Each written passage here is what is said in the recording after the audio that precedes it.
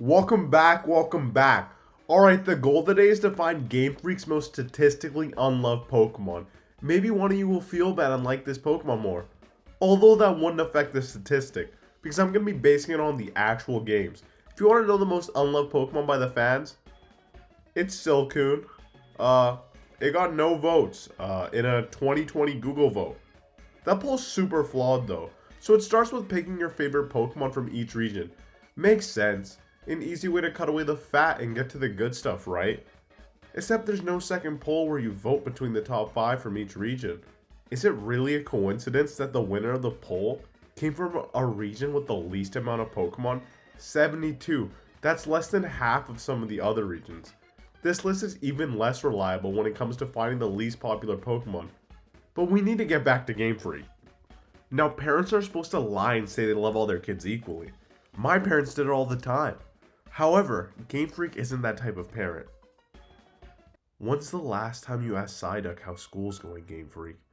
He just got the mark back from that test he's been studying for nonstop. He got an 87. I thought I should tell you since you didn't bother asking. Ugh. Sorry, I was somewhere else. Alright, we're gonna break this down to a formula. And so we're gonna need some ways to quantify popularity. So let's think of some factors that would determine it. Wait, hold on. We gotta figure out the extent of what Game Freak does. Pokemon is owned by 3 companies. There's Game Freak, Creatures Inc., and Nintendo. Now, we could dive deep into this, but let's save that for another time. Game Freak is the company that develops the main series games. So how many plushies are produced, or how many Pokemon appear on the official Pokemon X-ray machines is irrelevant today, deviating from the norm. We don't even care what Pokemon get in other games, like Super Smash Bros. Or Pokemon Unite. So we know Game Freak makes games. The question is, which ones and how many? There are 41 different, unique main series Pokemon games, with 2 of them not being developed by Game Freak. So I'm not going to be counting Brilliant Diamond and Shining Pearl. If you don't think they're main series games, congrats! You're on! Though, they're not accounted for in this video anyways. Now, why would I count Red and Blue as 2 separate games? Well, you see, there's this little thing we like to call version-exclusive Pokemon. Sometimes it's what wild Pokemon are in the game, while other times the version changes trainers, like the gym leader of a certain town. Now, when a Pokemon is version-exclusive, it appears in half as many games as your average Pokemon. So does that mean Game Freak cares about these Pokemon less? I wouldn't say that at all. So if a Pokemon has a version-exclusive appearance, we'll award it with doubled points, meaning we'll only have to worry about 23 games. Next, I'm also going to cut the Japanese version of the games, leaving us with 20. Come on, I'm not counting Pokemon Red and Pokemon Red as different games. So I kept saying points. What's that all about? Hold that thought, we need to craft the next Pythagorean theorem. The next E equals MC squared. Our Pokemon principles, Pokemon precepts, Pokemon prescription, Pokemon procedure. I don't know, I just searched synonyms for formula and look for the P's. Now the GFLS, that's Game Freak Love Score, relies heavily on appearances. This love ain't blind, people. So by appearances, we mean how many times a Pokemon appears in the games. There are trainers and there are wild encounters. So for every area this Pokemon appears in, and for each one owned by a trainer, they'll be awarded 1 point for each occurrence. But wait, I hear you, some Pokemon don't appear in the wild. And some aren't owned by any trainers at all. Now does Game Freak not love these particular petite Pokepals? Nay, I say, nay. In the case of starter Pokemon and static encounters, I'll be awarding each Pokemon points based on how special this occurrence is. So in Gen 1 there are 151 Pokemon. So a Pokemon like Charizard is a starter Pokemon, of which there are 9 starter Pokemon in total. There's also gift Pokemon, which starters fall under, but those are less important than a starter Pokemon. So we'll divide the number of Pokemon, 151, by the number of starters, 9, giving us 16.8. Next, when it comes to legendary Pokemon, we're going to look at how many static Pokemon are in the game. In Gen 1, there's 6 static encounters, with 2 of them being Snorlax and the rest being the 4 legendaries.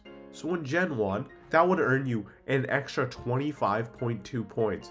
So I just want to get this out of the way. If a static or gift Pokemon evolves, the evolution will also be treated as a gift or static Pokemon.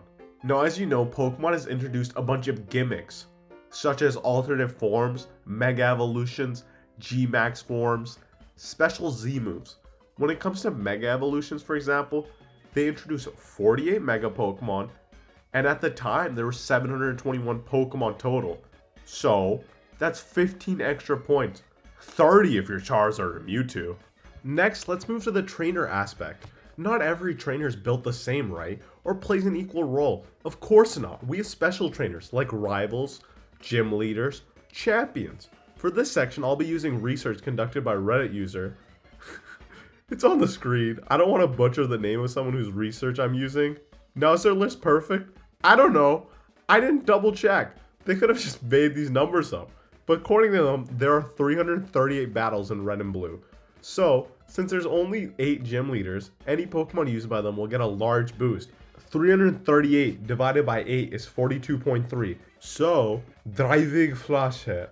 Okay, I had to try. So their list came out before games like Legends Arceus, Scarlet and Violet, and possibly both of Sword and Shield's DLCs. So unfortunately, they can't do all the work for me. In case you're curious, I found that there are 361 battles in Scarlet and Violet.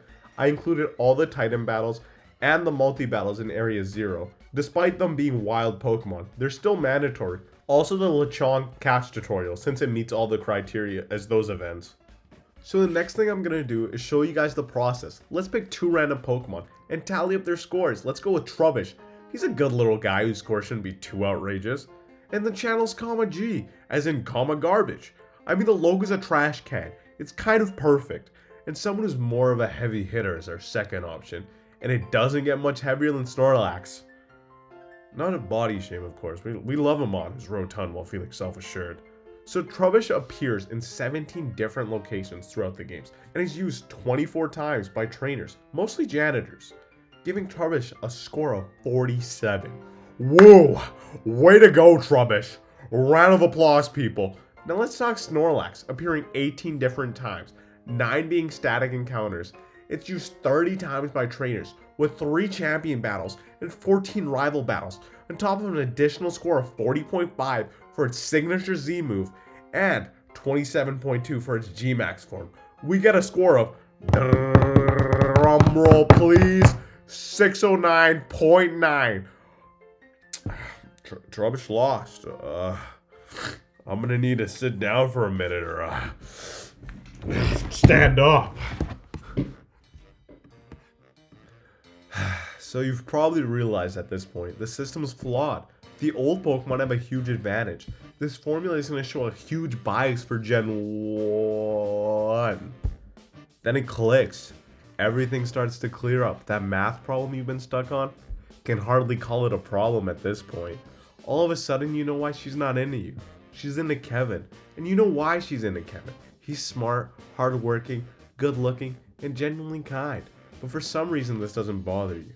You click off the video and do something to better yourself. No, that didn't happen. You're still here. Let's just continue the video.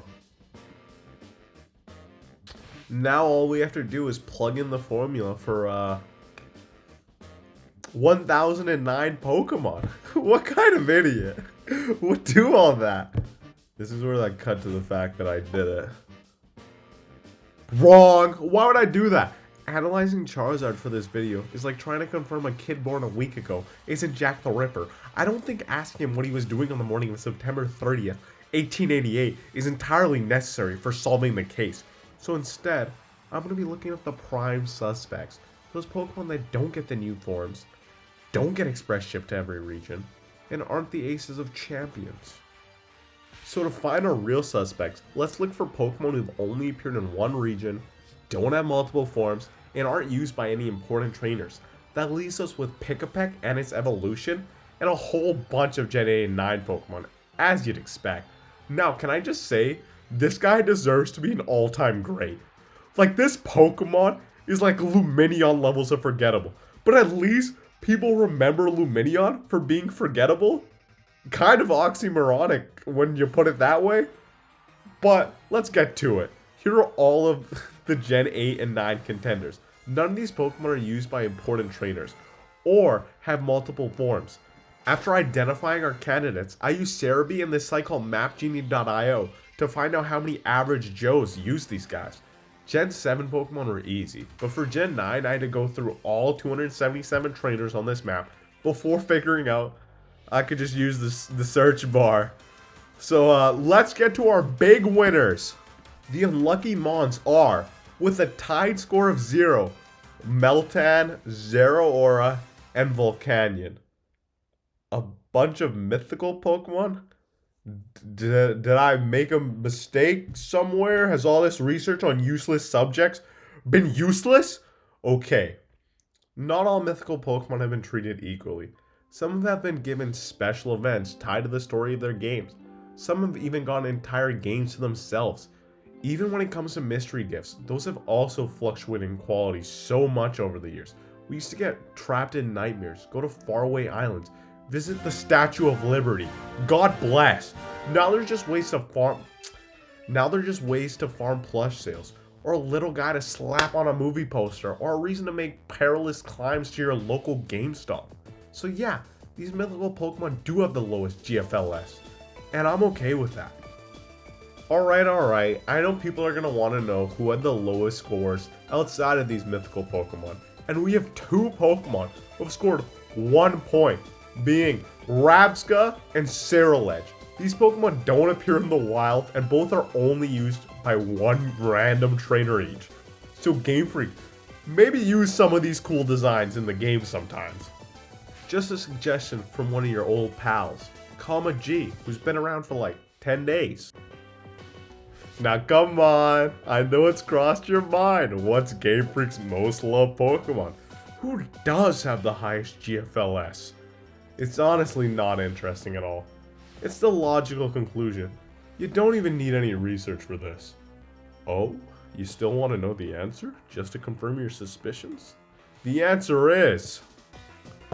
Spinda! It has 8.5 billion forms. So was that satisfying for you guys? Okay, it's probably Pikachu or Eevee if we're being serious. So, did you really gain anything you didn't know from that? This video isn't about those guys. It's about the little guy. So maybe if we as a collective show them some more love, Game Freak will in return show this Pokemon more love in the games. So in reality, this video is actually just one big call to action for everyone to buy more Trubbish plushies. So, I hope you guys enjoyed the video. If this type of thing interests you, stick around. Let's see what I come up with next. This was kind of a departure from my first video, so I have no clue what I'm gonna do next.